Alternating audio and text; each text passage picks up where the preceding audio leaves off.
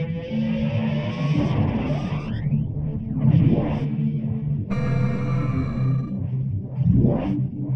everyone. So, Visceral Games and EA have announced the resolution for the Xbox One and PlayStation 4 versions of Hardline. Now, I'm afraid it really isn't very good news. The Xbox is 720p upscaled, and the PS4 is 900p upscaled. I'm beginning to wonder if the next-gen consoles, or current gen as they are now, if we've just all been sold on a massive lie here, really. It seems neither of these consoles are actually capable of 1080p at 60 frames a second, and in fact, as we're seeing, either the Frostbite engine is so badly optimised for next gen, they just can't hit these frame rates at a decent resolution, so we're stuck with upscaling again.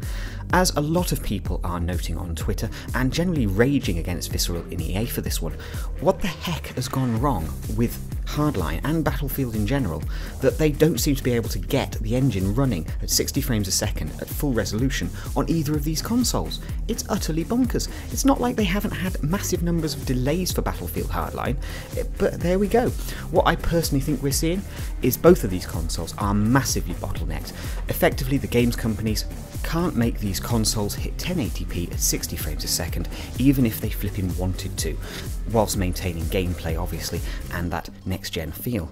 But as I've said, Battlefield Hardline doesn't exactly feel next-gen. I mean, in part what we're really dealing with here is an engine that is long in the tooth, was built for the previous architectures, and just isn't fit for purpose on modern hardware.